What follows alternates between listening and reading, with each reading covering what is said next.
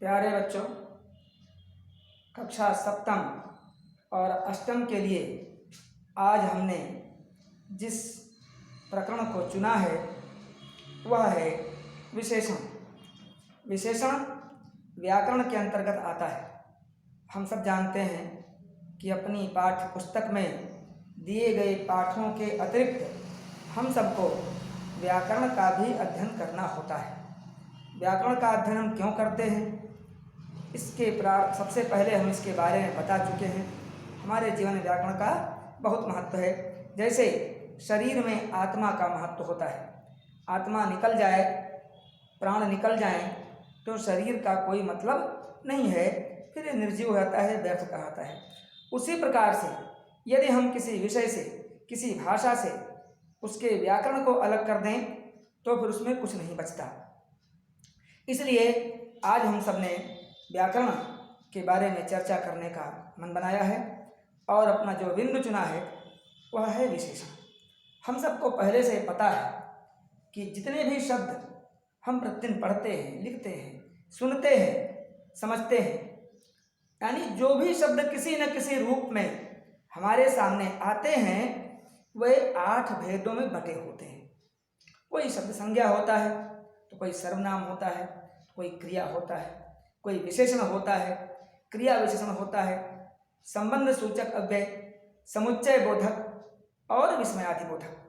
इन 8 वर्गों में सभी शब्द प्रायः बटे होते हैं। तो आज हम जिस प्रकार के शब्दों की चर्चा करेंगे वह हैं विशेषण शब्द। अब विशेषण होते कैसे हैं, हम कैसे तय करेंगे कि कोई शब्द विशेषण ही है, कुछ और नहीं है। इसके बारे में सबसे पहले मैं अभी यहाँ पर कुछ वाक्य लिखूँगा और इसके बाद फिर आपसे इस पर चर्चा होगी। तो पहला वाक्य है,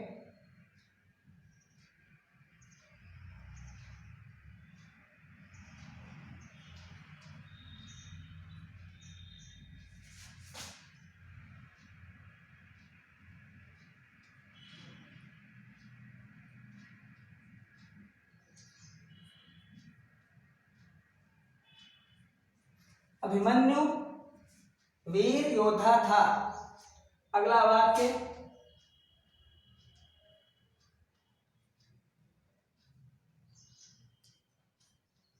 मेरे बाग में आम के 5 पेड़ हैं। अगला वाक्य,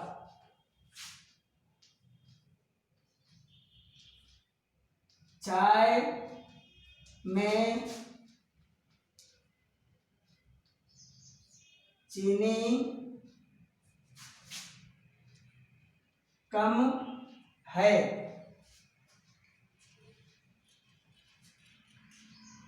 चौथा वाक्य, मेरी कक्षा में 33 छात्र हैं। ये 4 वाक्य हमने आपके सामने लिखे। अब देखिए, इन वाक्यों में हम कुछ शब्दों को रेखांकित कर देंगे।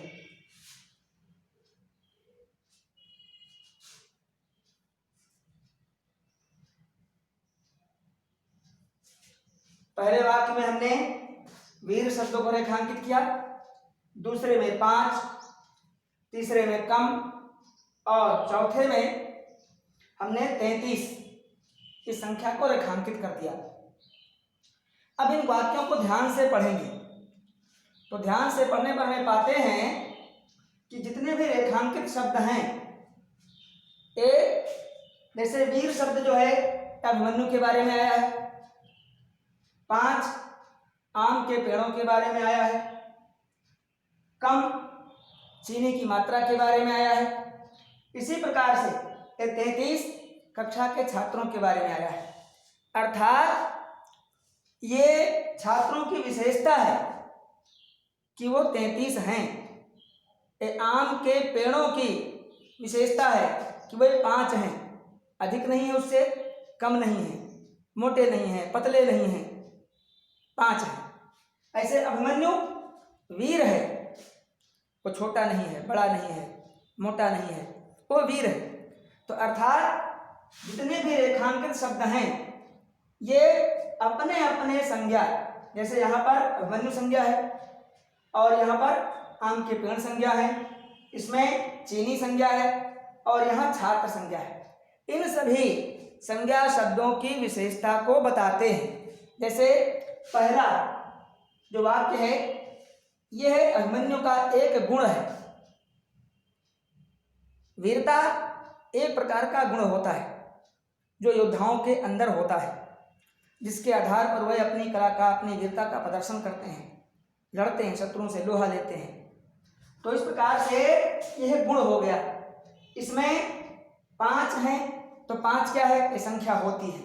आम के पेड़ों की विशेषता है कि वे 5 हैं, अर्थात उनकी संख्या को निश्चित करता है। तीसरा, चीनी कम है तो यह चीनी की मात्रा को निश्चित करता है। ऐसे ही छात्र 33 हैं तो यह छात्रों की संख्या को तय करता है। तो हमने देखा कि जितने भी रेखांकित शब्द हैं ये अपने अपने संज्ञाओं की, वीर शब्द अभिमन्यु की, 5 आम के पेड़ों की, कम चीनी की तथा 33 ये छात्रों की विशेषता को बताते हैं। तो अब इस प्रकार से हम इसकी परिभाषा को बना सकते हैं। जैसे वह शब्द जो किसी संज्ञा या सर्वनाम की, अब आप कह सकते हैं कि आचार्य जी यहाँ सर्वनाम तो कहीं आया नहीं, हो सकता है। जैसे ये मेरे हाथ में कलम है, मैं कहूँ यह कलम मेरी है, वह पुस्तक सुरेश की है, वह नीम का पेड़ है, वह 8वीं कक्षा है। तो इस प्रकार से जब हम संकेत के द्वारा किसी वस्तु के बारे में, किसी व्यक्ति के बारे में कुछ बताते हैं तो वहाँ वो सर्वनाम हो जाता है। सर्वनाम का प्रयोग भी इस तरह कर लेते हैं। तो आपने देखा कि जिन संज्ञा या सर्वनाम शब्दों की विशेषता बताने वाले जो शब्द होते हैं उनको हम विशेषण कहते हैं। जैसे चीनी की विशेषता बताई कम शब्द ने, छात्रों की विशेषता 33 ने और आम के पेड़ों की 5 ने तथा अभिमन्यु की विशेषता वीर शब्द ने बताई। इस प्रकार से जो शब्द संज्ञा या सर्वनाम की विशेषता बताते हैं, उसके गुण के बारे में बताते हैं, उसके दोष के बारे में बताते हैं, उसकी संख्या के बारे में बताते हैं, उसकी मात्रा के बारे में बताते हैं, वे विशेषण कहे जाते हैं। तो पहला जो सबसे पहला यहाँ हमने आपको बताया उसमें सभी चीज़ें आ गई, गुण भी है, मात्रा भी है, संख्या भी है। और जो संकेत का था सार्वनामिक वो मैंने आपको लिखा नहीं, बता दिया। अब आते हैं कि इसके भेद कितने होते हैं। यहां लिख लेते हैं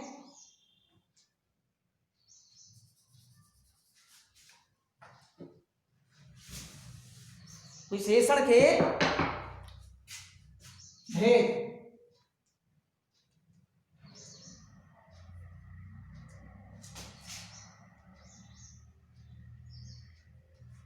तो सबसे पहला इसमें है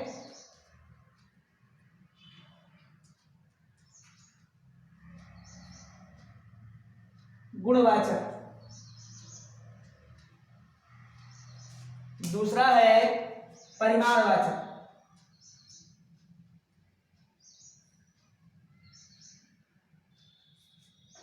ग है संख्यावाचक और अंतिम यानी चौथा अर्थात घ है सार्वनामिक या संकेतवाची विशेषण। तो अब एक एक पर हम चर्चा करेंगे। तो जैसे सबसे पहला है गुणवाचक। तो जो हमने आपको प्रारंभ में उदाहरण के रूप में 4 वाक्य लिखे थे उसमें जो पहला वाक्य है अभिमन्यु वीर योद्धा था, इसमें जो वीर शब्द आया है यह गुणवाचक विशेषण है। इसी प्रकार से हम कहें कि चीनी मीठी है तो मिठास उसका गुण है। गुलाब का फूल लाल है तो लाल होना उसका गुण है। दादाजी की टोपी श्वेत है, यह श्वेत रंग उसका गुण है। तो इस प्रकार से हमने देखा कि जो शब्द किसी संज्ञा या सर्वनाम के विशेष गुणों के बारे में बताते हैं, उसके रंग के बारे में, उसके आकार के बारे में, उसके स्वाद के बारे में, तो वे गुणवाची विशेषण होते हैं। जैसे मीठा, खट्टा, छोटा, बड़ा, लाल, नीला, पीला, इस प्रकार के जो शब्द हैं वे सभी गुणवाचक विशेषण होते हैं। अगला आते हैं परिमाणवाचक। तो परिमाण माने होता है किसी चीज़ की मात्रा। देखिए भैया बहनों, हमारे सामने बहुत सी चीज़ें आती हैं दिन भर में। कुछ तो ऐसी होती हैं कि जिनको हम गिन सकते हैं। जैसे आप भोजन करते हैं रोजाना, तो रोटी तो आप गिन सकते हैं कि आपने 2 रोटी खाई कि 3 खाई कि 4 खाई, लेकिन चावल और दाल को आप गिनेंगे कैसे? वहाँ तो आप गिन नहीं सकते। चाय में अगर आप चीनी डालते हैं तो उसके दाने गिनकर नहीं डालते। अगर कनस्तर से आटा निकाला जाता है रोटी बनाने के लिए, तो आटे के कण जो है दाने वो गिने नहीं जाते, अर्थात उसको नापा जाता है या तौला जाता है कि हमारे घर में आधा किलो आटा रोज लगता है, या हमारे घर में 100 ग्राम चीनी रोज लगती है, हमारे घर में 2 चम्मच सरसों का तेल रोज लगता है। तो उस चीज़ को हम गिन नहीं सकते। हम गिन क्या सकते हैं? अपने पुस्तकें गिन सकते हैं, हम कलम गिन सकते हैं, हम फल गिन सकते हैं, हम फूल गिन सकते हैं। गुलाब के 10 फूल ले आइए, 5 आम ले आइए, 1 दर्जन केले ले आइए, हमारे पास 5 कलमें हैं। इस तरह जो होता है तो वहाँ तो हम गिन सकते हैं, लेकिन परिमाण में जो है ऐसी चीज़ें हम गिन नहीं सकते। तो क्या करते हैं? उसको नाप तौल करके लेते हैं। जैसे तेल है, घी है, कपड़ा है, पानी है, दूध है, इस प्रकार से। तो जिन चीज़ों को हम नहीं गिन सकते उनको परिमाण यानी मात्रा में लेते हैं, उनकी नाप तौल की जाती है। जैसे 2 लीटर दूध। अब परिमाणवाचक में 2 भेद हो जाते हैं, एक निश्चित परिमाण और दूसरा अनिश्चित परिमाण। जैसे आपसे कहा जाए कि आधा लीटर दूध ले आइए, तो दूध की जो मात्रा है, उसका परिमाण है, उसकी माप है, वो तय है कि वो आधा लीटर है। लेकिन अगर हमने यह कहा कि शरबत में थोड़ी चीनी डालिए, तो थोड़ी का मतलब क्या है? ये तो नहीं कहा गया कि आप 10 ग्राम डाल दीजिए कि 20 ग्राम डाल दीजिए। थोड़ी, उसकी मात्रा निश्चित नहीं है, इसलिए वहाँ पर अनिश्चित परिमाण है। पर अगर कहा गया कि 1 लीटर दूध आया, 5 मीटर कपड़ा आया, तो ये क्या हुआ? यह निश्चित परिमाण हुआ। और जहाँ कुछ में, थोड़े में, कम में, अधिक में, इस प्रकार शब्दों का प्रयोग किया जाता है। जैसे दाल में नमक कम है, तो मात्रा दिखाता है, लेकिन कितना कम है इसका पता नहीं है, तो ये अनिश्चित परिमाण है। लेकिन अगर कह दिया जाए कि दाल में 10 ग्राम नमक और डालिए, तो ये निश्चित परिमाण है। थोड़ा नमक और डालिए तो ये अनिश्चित परिमाण है। इसी प्रकार से हम आगे आते हैं संख्यावाची पर। संख्यावाची जो गिनती का बोध कराता है, जो विशेषण शब्द किसी भी व्यक्ति के या वस्तु के संख्या का पता लगाते हैं। अब इसमें भी 2 भेद हो जाते हैं, एक निश्चित संख्या और एक अनिश्चित संख्या। अब देखिए, निश्चित संख्या का उदाहरण आपके यहाँ सामने पर है। आम के 5 पेड़ हैं और यहाँ मेरी कक्षा में 33 छात्र हैं। ये संख्या तय है, निश्चित है। लेकिन अगर हम यह कहें कि मैदान में कुछ बच्चे खेल रहे हैं, तो बच्चे कितने हैं इसका कुछ पता नहीं है, संख्या उनकी तय नहीं है। वो 5 भी हो सकते हैं, 10 भी हो सकते हैं, 20 हो सकते हैं, 25 भी हो सकते हैं, 50 भी हो सकते हैं। तो वहाँ संख्या तय नहीं, तो वह अनिश्चित संख्या हो जाएगी। और इसमें जहाँ संख्या तय है, 33 बच्चे हैं, तो 33 संख्या तय है, निश्चित है।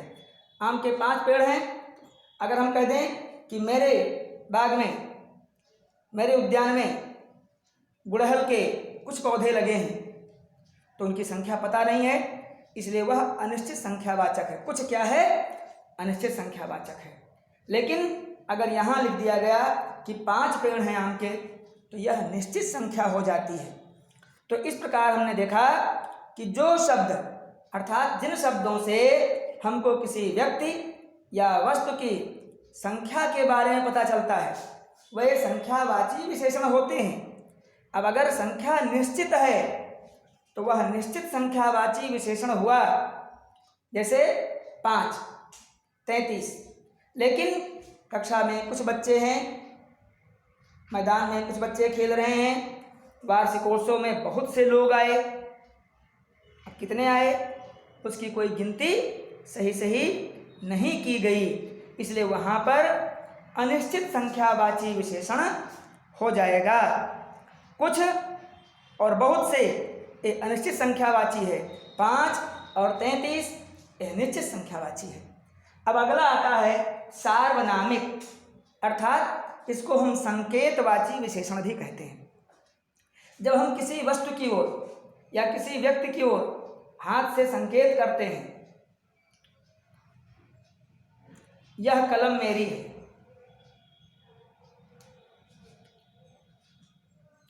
यह छड़ी बांस की है,